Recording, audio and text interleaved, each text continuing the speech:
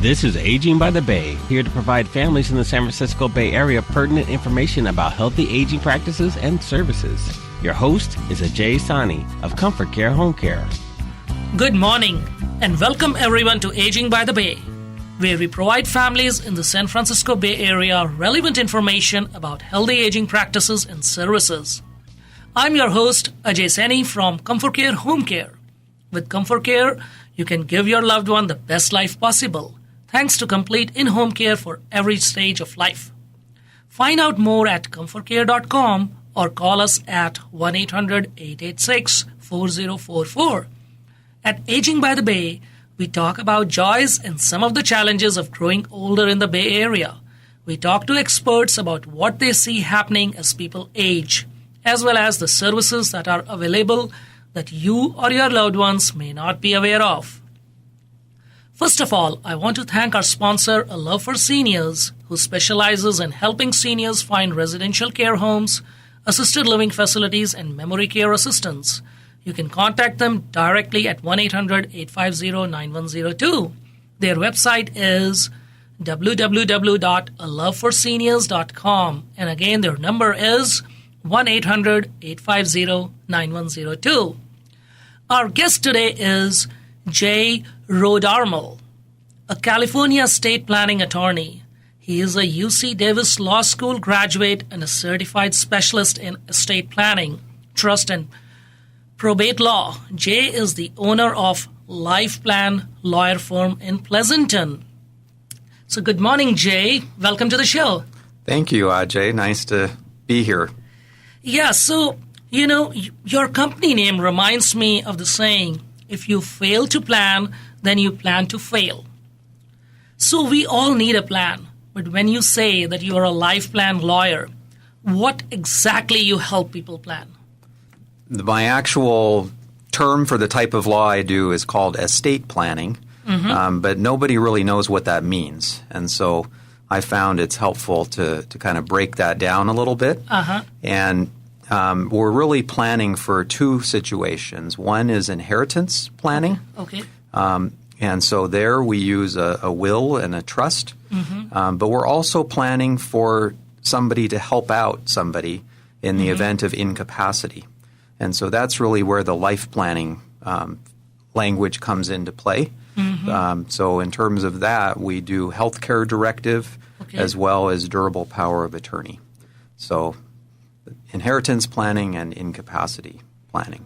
Right. So you mentioned will and trust. So how you differentiate, you need both at the same time? Right. Yeah. So oftentimes I find that people are thinking of a will in terms of inheritance planning.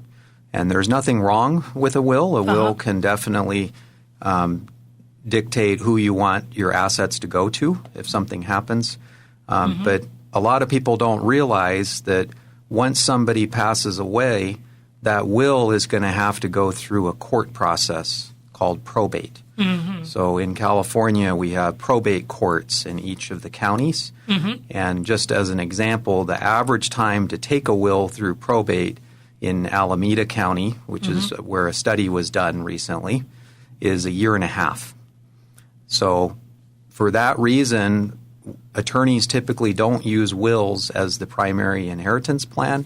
We use instead something called a revocable living trust. And if you use a trust, then your family doesn't have to go through that court process. So assets can be transferred outside of court. So if it takes on average 1.5 years in case of a will, so it means during that period, the survivors may not be able to use the assets? That's true, yeah. Until that process is complete, those assets are going to be tied up in the court system and unable to distribute. There is some exceptions to that in the case of hardship, but generally it's not until the end of that process that people are able to collect the funds or transfer the house, for example. And that can be very challenging because especially if it's going into the court, you need a lawyer to sort of represent you or do things, and then the legal fee and all that stuff, and then you cannot have access to the funds. It can be very challenging. Yes, definitely. And the legal fee is a great point. So in some states, so every state has this concept of probate. California, we're sort of the extreme here in terms of how long it takes, but also the cost. So California, we have what they call statutory attorney fees. Okay. And so it's a percentage that's written into the probate laws. And the statutory fee for somebody who dies with $1 million. Now, mind you, that includes the full value of your house plus any other asset. So for $1 million, the fees are $23,000 to that attorney. Oh. So the savings that somebody might get by using a will versus a trust are, is completely eaten up by that impact of probate fees. Yeah, definitely. Yeah, that's a very good point. Yeah. So now coming back to planning, it's always good to plan as early as possible. But in relation to seniors, can you please highlight some scenarios they may face, either due to lack of planning or not a good planning, like they plan but they didn't plan well, or even change in circumstances. So can you highlight some of the scenarios that can help people relate to and plan better? Sure thing. So a few come to mind when you ask that. The one I highlighted earlier, the will versus trust, that's definitely something to think about. And as someone gets older, all of us are going to pass at some time. Yeah. But as we get older, of course, generally it's a little bit closer in time. I had a son who had come to me, and his father was in the hospital and had done no planning. And so the son had gone online and he had found a will, and he was able to get his father to prepare a will. But as I mentioned with probate, after Dad died, the son was having trouble making the mortgage payments. And now the bank steps in and says, okay, we're going to foreclose on this house. So they actually listed the house for sale. And because of the need for probate, we were essentially racing the bank. So one scenario is just, having a plan in place, and preferably a trust-based plan. The other situation is around that incapacity planning. So oftentimes people think, it's okay, I've got a beneficiary listed on my bank account, and I've, got a will in place for my house. But they don't think about the fact that if they lose capacity, they have dementia, they're in a nursing home, somebody's going to need to help them. And if you don't identify that person ahead of time and put some simple documents in place, then those people are going to have to go through court. And there is a process, again, in probate court. It's called conservatorship, and it's a very expensive process again. And more heartbreaking is it's not usually the person who has the best interests who does that. I like to say it's the bossy family member, the controlling family member. They're usually the one who is in court trying to take control of your finances and your medical decisions. So those are a couple of situations where I think it's important. And then finally, I'll mention one other.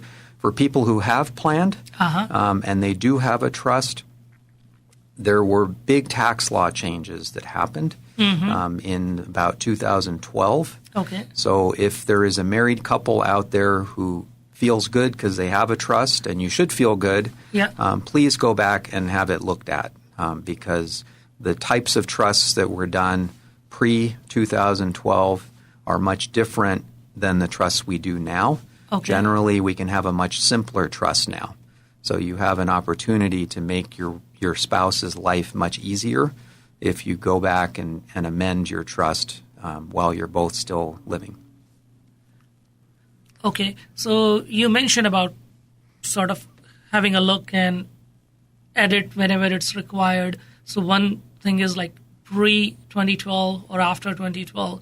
So, but now let's say someone did the trust after 2012. So for those type of situations, is there something they should be aware of? It's time bound or some events that can cause them certain situations where they should again revisit and see? Yeah, so the recommendation that we have as a law firm is that you pick an annual date to think about your plan. So often when you're working on your taxes is a good time to do that because you've already got your documents out and you're looking at things. And it's not that you need to make changes every year, but every year you want to think about, okay, have I put everything in my trust? Maybe I switched banks this year, and I need to go and make sure that new bank is aware that I have a trust. Or maybe I've downsized and I have a new property. The other thing to think about besides your assets is, do you still trust the same people? So the people that you've named who are supposed to step in and help you out, maybe one of them has moved to another state. Maybe you've learned some things about your family that you didn't, you don't quite trust that person the same way you did before.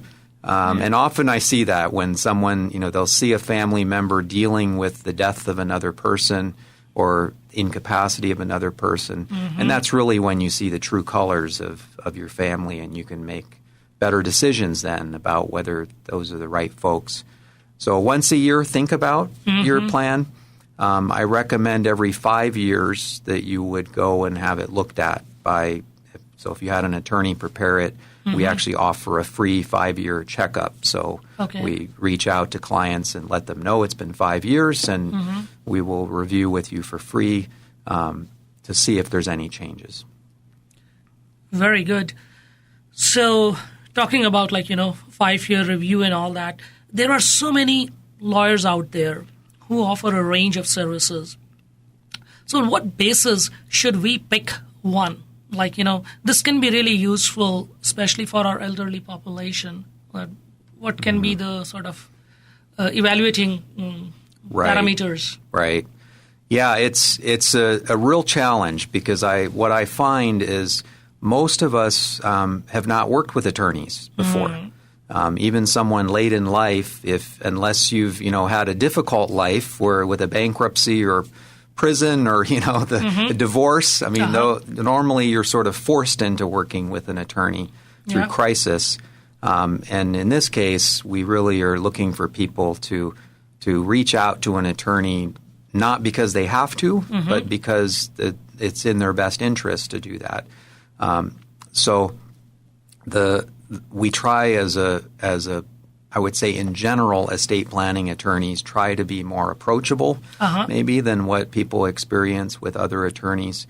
And so I would say, first of all, you want to look for somebody who is focused just in that area of law. Okay. So somebody who is not trying to be the jack of all trades. Okay. Not a generalist, but specialize in right. areas. Exactly. Okay. So you don't want to go see your general practitioner to have a brain surgery done. Sure.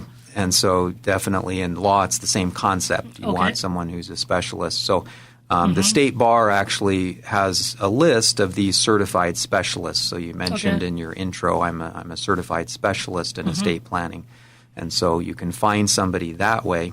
But it's also important that you find someone that you're comfortable with. And there, typically, it's family and friends.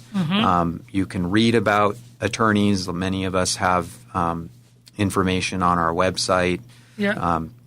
So I think it's both important to find someone who has the credentials, someone who's a certified specialist in that area, but also somebody who you can trust based on other people's recommendations. Most attorneys will offer a free consultation. So, and I would suggest try them out. Go see the attorney, have a phone call, see what your comfort level is. And don't feel that you're stuck. If you get the wrong feeling, you're not feeling comfortable, it's okay to say, I need to think about this. I'm going to, try somebody else. Because it's a huge decision. Because especially in this case, you want to help your loved ones, the survivors.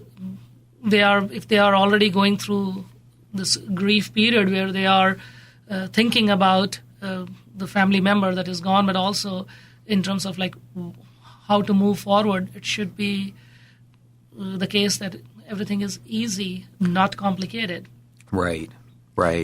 Yeah, and in the world of estate planning, generally it's not going to be just a one-time interaction with that attorney. So, in the best case scenario, you plan, and then your documents, there's no changes needed because the laws stay the same, and you do a good job of making sure you keep your assets in the trust. But at a minimum, we're expecting that at least the children may be coming to work with that same attorney in the future. Right. And more commonly, maybe every 5 or 10 years, you may be coming back to that attorney and looking for some help, and at least the reassurance that everything is still okay. It is in some ways a transactional. You're doing this one set of documents together, but it's also an ongoing relationship as well. So trust is very important. Right. One should feel that, okay, I can trust this law firm. So talking about that, if anyone should utilize your expertise, what will you say that you consider your differentiators? Why should, anyone out there, either the senior or their kids, if they are interested to hire a law firm, what will make you different? Yeah, it's interesting because I haven't gone to a lot of other estate planning attorneys to have estate planning done, but the things my clients will share, and that's really where I've learned a lot about myself in terms of what differentiates me. Obviously, the credentials are important, but beyond that, it's really I take a lot of time with clients to help explain things, and I often hear from people who have worked with another estate planning attorney. Maybe they lived in another part of the state, and now they're going through this process with me, that's a big differentiator, that they didn't understand what they were doing before.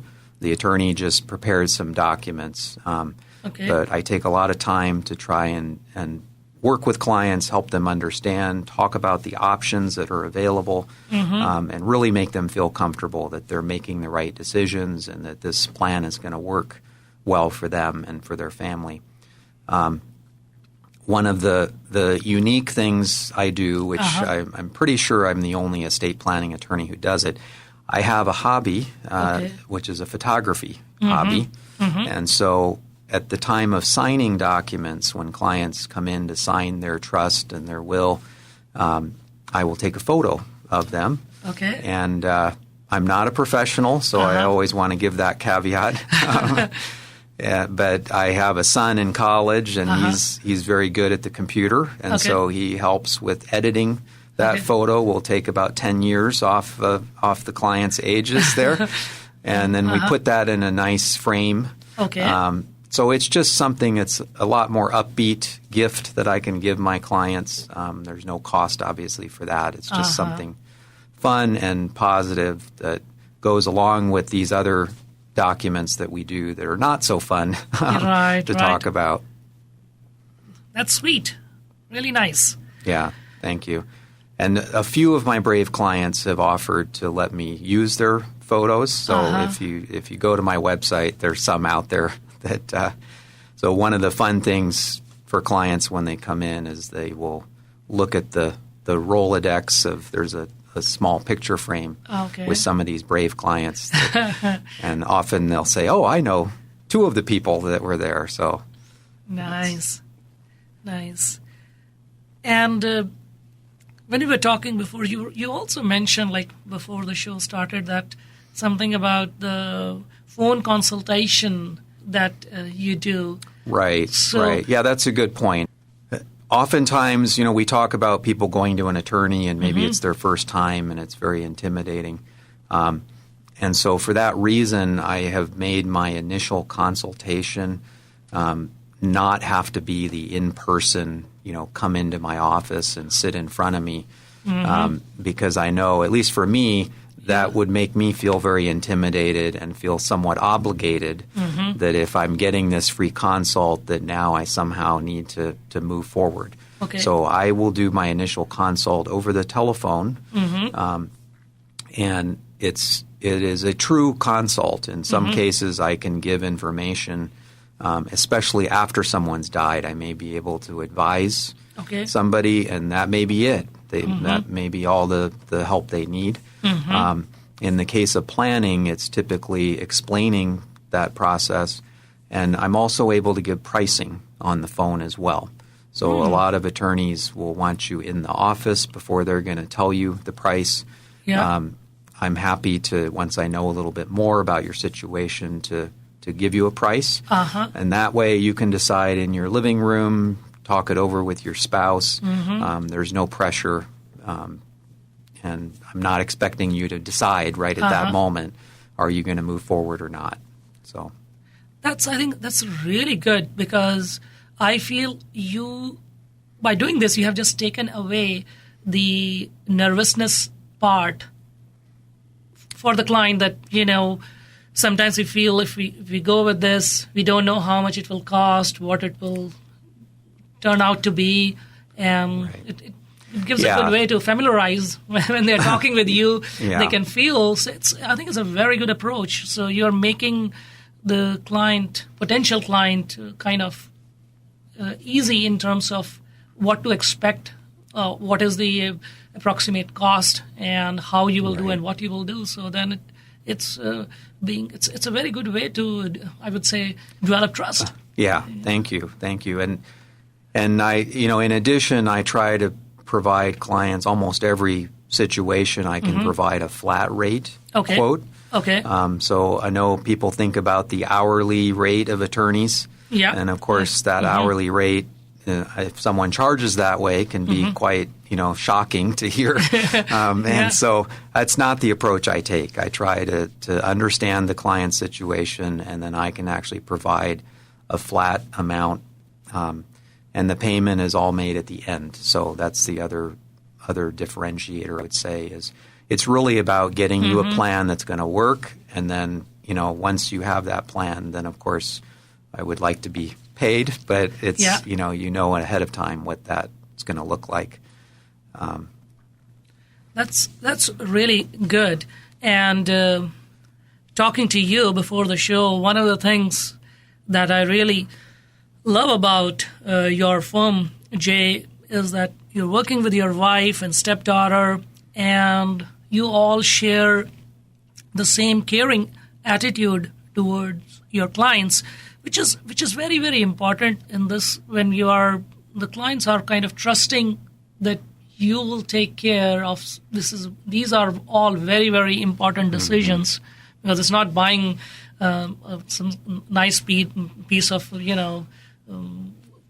clothing or whatever you like one time, and even if it's not that good, it doesn't matter. This has like huge implications down the line, so they are trusting. So I realize, I hope my wife is not listening to the show because I forgot to say she's the big differentiator for our practice. So my wife was a special education teacher for 28 years.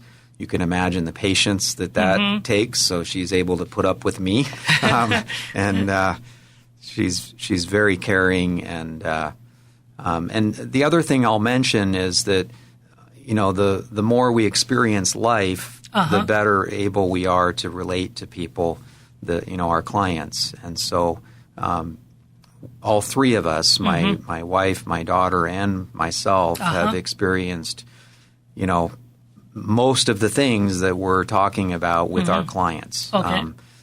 So, incapacity situations, people on life support, death of parents. And so, as difficult as those things are to go through, they make us more empathetic, and they really help us to be able to plan, not just from a theoretical standpoint, but to really understand what works and what doesn't work. And of course, my clients are very helpful too in sharing with me what's worked for them. It really takes a family not just, our law firm family, but also for seniors. It's often the family members who are insisting, hey, mom, dad, it's time for you to do this. In some cases, the children even pay for the plan for a parent because the children are often the biggest beneficiaries of the parents' planning. So as you heard about probate, that situation. So, very good, Jay. I mean, you shared lots of useful information. So before we wrap up, any final thoughts or comments that you want to make? Well, I think, first of all, I would say some plan is better than no plan. So, make sure you put something together. There are a couple situations I see that can be a little bit heartbreaking, so I just want to mention these because people often don't realize that what they've done is not going to be helpful. So one of those is that you do not, as a parent, want to put your children's name on the property, your house. So that's a strategy sometimes people will use, thinking they can avoid probate by giving the house to the kids or putting the kids' names on there.